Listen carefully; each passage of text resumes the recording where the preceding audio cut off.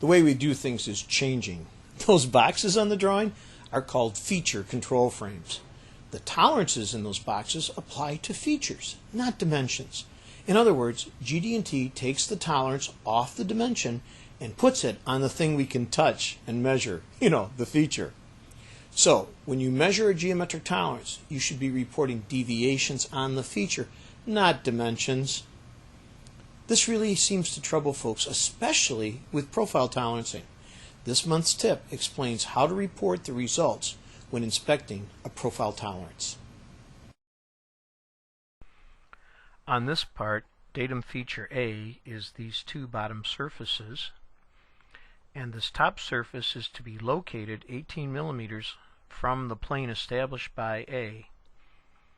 The tolerance is a profile of a surface tolerance of 0.3, which means the surface can be up or down half of that tolerance, because the number in the box is always total and it's implied centered on the basic surface.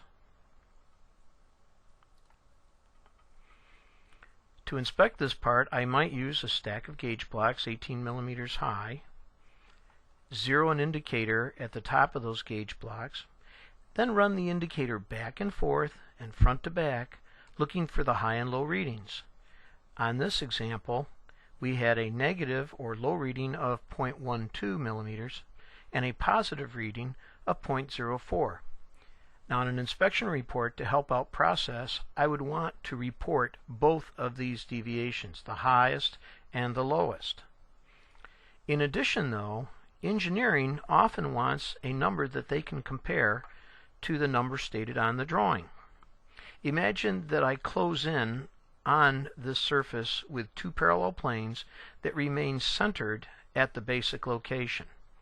I'm trying to squeeze these planes together to contain all of the surface. When I did that, I made contact with this lowest point, which was the greatest deviation.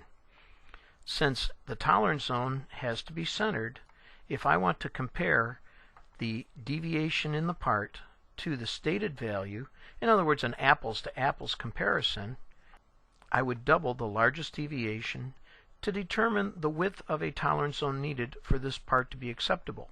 If that value is less than the value stated in the feature control frame, then I have a part that passed inspection. We are seeing more and more use of profile tolerancing and even reduced dimension drawings. How you fill out an inspection report must change if you want to follow the standard. We can help with this because at Tec-Ease, GD&T rules. I'll see you next tip.